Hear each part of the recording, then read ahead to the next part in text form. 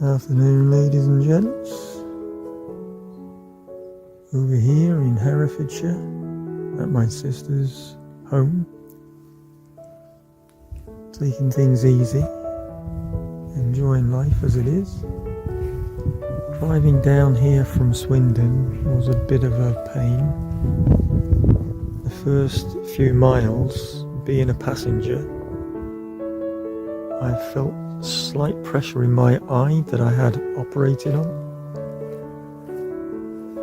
It soon wore off slowly though, but it is just as well that I was a passenger and wasn't driving myself. Obviously I was told not to drive for a few weeks, so yeah.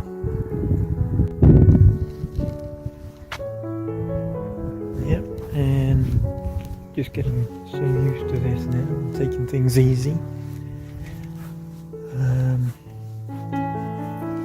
I'm having slight problems trying to download things on my laptop, from my laptop to YouTube due to the internet connection. Recovery isn't too bad. Joshy, that's my nephew, he's suffering a little bit with his asthma, so got a doctor coming around to check him over. Failing that, cross our fingers, and he's going to be tested for coronavirus. We're pretty confident that he hasn't got it, but although he still has to be tested, so we'll just take it from there on. My fitness and health is, I feel quite fit and active, but I still can't do any lifting. Breathing in this fresh air does help. And the few things that I need to make you aware of, for those people that are still expecting their operations for cataract surgery, the things that you can and can't do. One of them, you cannot have a shower for the first week or so without having a shower cap on, and the eye patch that they give you, it's a plastic one with holes in, but you still have to have the shower cap that goes over the eye itself. Then you'll be able to carry on having a shower, but whatever you do, do not drop the soap. If you have a bar of soap, don't drop it. You're not allowed to bend down. I was a little wiser and thought, well, if I drop anything, I can easily pick it up. I've got a special grabbing tool that you can extend and pick things up with. Light things like soap, tissues, paper and things like that.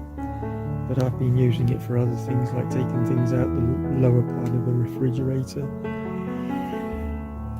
So that's really has helped. The eye patch, I need to make you also aware of, the plastic eye patch they supply you with has to be worn every night before bedtime to protect your eye from being rubbed or knocked while you're asleep. Just make sure you don't bend anything, pick things up. There are many a times that I felt I wanted to pick things up, but I had to think twice before bending. So that was okay. Apart from that, I'm just taking it easy here at my sister's. So I'll keep you updated on my progress throughout the days and leave you at that. A special microlens camera is used to assist the doctor in performing the cataract surgery on his patient. In this image you will see the doctor replacing the old lens with the new one, such a delicate procedure. Once the new lens is in place, it's washed then covered with an eye patch for protection, then the eye is to heal by itself, no stitches are required.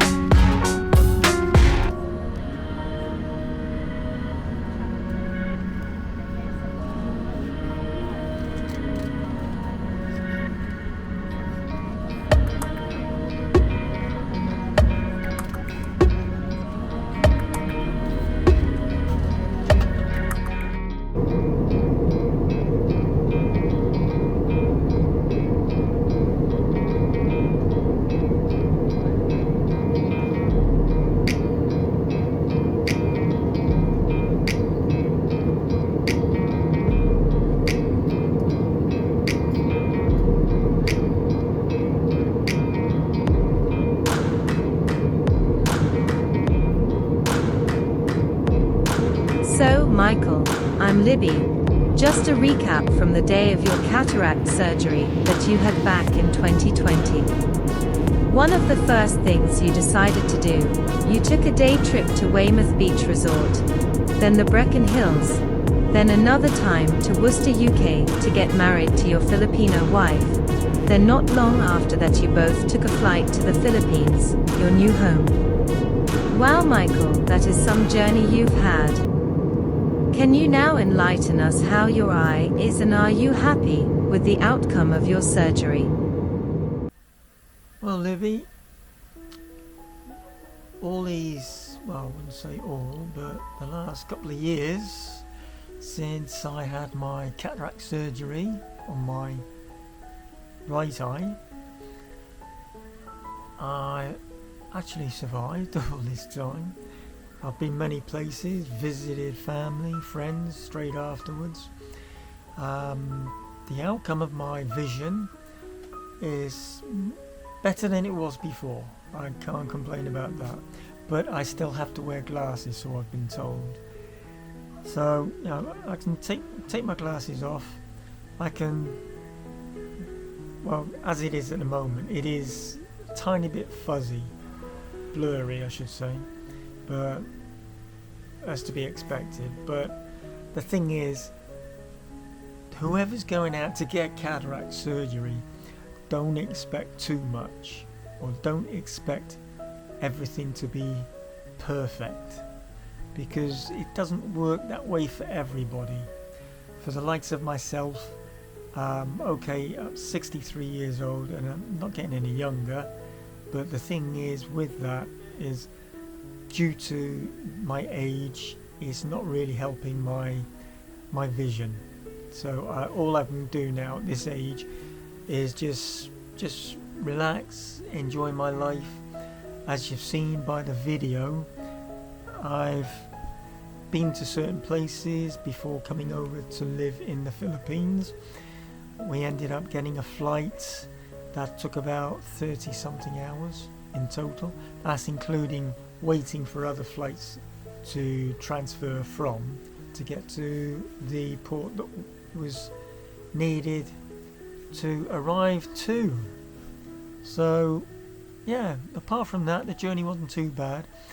There wasn't too much of a delay either, but the longest flight that I've ever flown from the UK to the Philippines is about just over 13 hours. That is from, I think, Dubai to, I think it is Dubai to Manila, somewhere like that. There is a direct flight, but that's very rarely, you'd be very rarely lucky to get a direct flight. But when it is a direct flight from London to Manila, yeah, you're talking about between 13 to 14 hour flight straight through. But I've got to fly from, well, when I was living in the UK, that was flying from the UK, London, to Butuan. So that's London to Manila, Manila to Butuan. That's normally 2 or 3 flights, depending on where they tell you to change. But apart from that, my eye seems to be okay. I've had no issues with it at the moment. When going to get some new glasses, they did say to me that they still needed to take the eye test and go and put another lens in it that's required for the new lens that's been put in my eye. I was under the impression that when I get the new lens put into my eye, then I was expecting that I wouldn't need to wear glasses or a glass in that eye. But in order to compensate for both eyes, I still needed a glass, but not as strong. So that's not too bad. But apart from that, I've had no problems with bleeding with my eye. When I had the operation, I was very careful in everything I did, bending down, which I shouldn't have done, and I didn't. So all in all, I was lucky.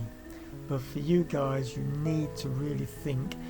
Always read the instructions very carefully when you get the details from the hospital or from the consultant telling you what you're supposed to do before the operation.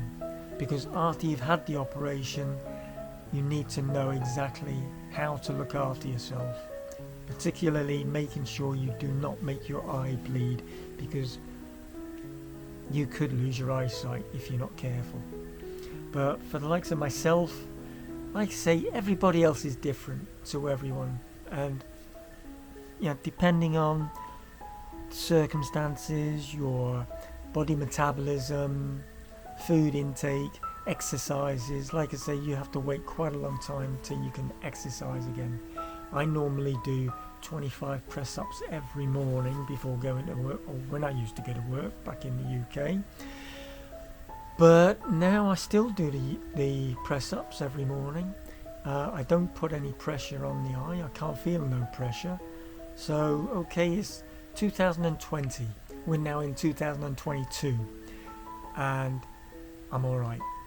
I'm happy living in the Philippines, and I can't go wrong. So anyway, that's all I've got for now. Please guys, if you like this video, like, subscribe, hit the bell icon for more updates, and I'll see you in the next clip. Okay, take care. Bye for now.